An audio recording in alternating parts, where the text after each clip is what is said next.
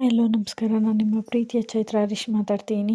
So, ಇವತ್ತು ಬೆಳಗ್ಗೆ 3:30ಗೆ ಎದ್ಬಿಟ್ಟು ನನ್ನ ಧನುರ್ಮಾಸ ಪೂಜೆ ಎಲ್ಲ ಮುಗಿಸ್ಕೊಂಡು ಅವರೆಕಾಯಿನೋ ಹೊಲದಲ್ಲಿ ಅರಿಬೇಕು ಅಂತೇಳಿ ನಾನು ನಮ್ಮ ಮನೆಯವರು ನಮ್ಮ ಮಾವ ಎಲ್ಲ ಹೊರಟು ಬೆಳಗ್ಗೆ ಎಲ್ಲ ತಿಂಡಿ ಮಾಡಿಟ್ಟು ಸೊ ಬೈಕಲ್ಲಿ ಹೊರಟ್ವಿ.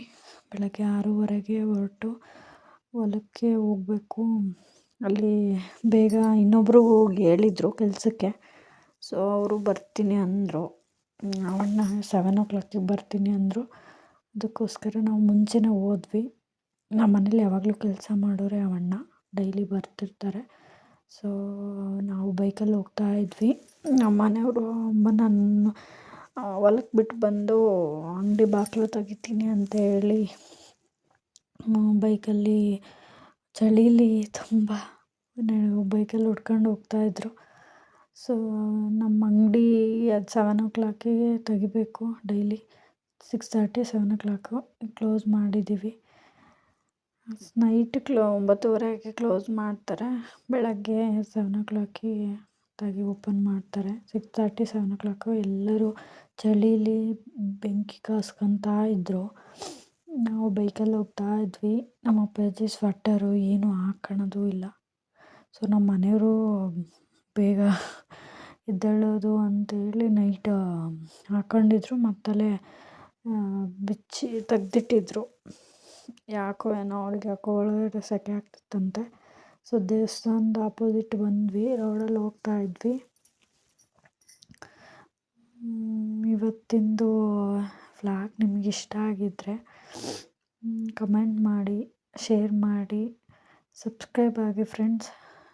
ಸೊ ನಾವು ಹೊಲಕ್ಕೆ ಮಧ್ಯೆ ನಡ್ಕೊಂಡು ಹೋಗ್ತಾ ಇದ್ವಿ. ಬೇರೆ ಹೊಲದ ಕಡೆ ಬೈಕಲ್ಲಿ ಬಿಟ್ಟು ಹೋದರು. ನಾವು ಮಧ್ಯೆ ನಡ್ಕೊಂಡು ಹೋಗ್ತಾ ಇದ್ವಿ.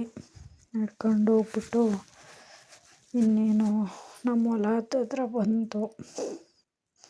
ತೋಟದ ಹತ್ರನೇ ಅವರೇ ಹಾಕಿದ್ವಿ. ಸೊ ಅಲ್ಲೇ ಮಾರ್ನಿಂಗ್ 6:40 ಆಗಿತ್ತು. 10 ನಿಮಿಷಕ್ಕೆ ಬಂದು ಬಿಟ್ಟು ನಮ್ಮ ಮನೆಯವರು. ಸೊ ಅಣ್ಣ 7 o'clock ಬರ್ತೀನಿ ಅಂದಿರಲ್ಲ, ಅವ್ರು ಬರ್ತಾರೋ ಇಲ್ಲೋ ಅಂತ ಕನ್ಫರ್ಮ್ ಇರಲಿಲ್ಲ.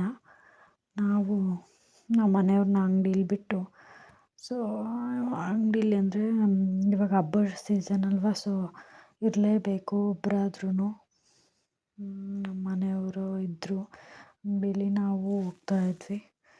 ಹೋಗ್ಬಿಟ್ಟು ಹೊಲದ ಹತ್ರ ಹರಿತಾ ಇದ್ದೀವಿ. ಅವರೆಕಾಯಿ ಚೀಲಗಳಲ್ಲೇ ತಂದಿದ್ರು ಮನೆಯಿಂದನೇ. ಸೊ ನಮ್ಮ ಅಪ್ಪಾಜಿನೂ 1.5 ಕ್ವಿಂಟಲ್ ಏನೋ ಆಯಿತು.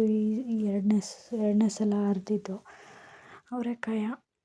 ಫಸ್ಟಿನ ಸಲನೂ 1-2 ಕ್ವಿಂಟಲ್ ಆಗಿತ್ತು. ಸೊ ಈ ಸಲ ಕಡಿಮೆ, ಒಂದು ಸ್ವಲ್ಪ ಔಷಧಿ ಎಲ್ಲ ಹೊಡಿಬೇಕು ಅಂತಿದ್ರು. ನಾವು ಒಂದು ಸ್ವಲ್ಪ ಲೇಟಾಗಿ ಹಾಕಿದ್ರಿಂದ ಅವರೇ ಅದ್ರ ಪ್ರಾಬ್ಲಮ್ ಆಯಿತು. ನಾವು ಅವರೆಕಾಯಿ ಎಲ್ಲ ಲಾಸ್ಟ್ ಒಂದು ಸ್ವಲ್ಪ ಉಳಿದಿತ್ತು ಅಂತ ಎಲ್ಲ ಹರಿದ್ವಿ. ಹರಿದ್ಬಿಟ್ಟು ನಮ್ಮ ಅಪ್ಪಾಜಿ ನೀರು ಬಿಡೋಕ್ಕೆ ಹೋದರು ಒಂದು ಅಡಿಕೆ ಗಿಡಕ್ಕೆ. ಸೊ ನಾವು ನಮ್ಮ ಮನೆಯವರು ಎಲ್ಲ ತುಂಬ್ಕೊಂಡು ಬಂದ್ವಿ.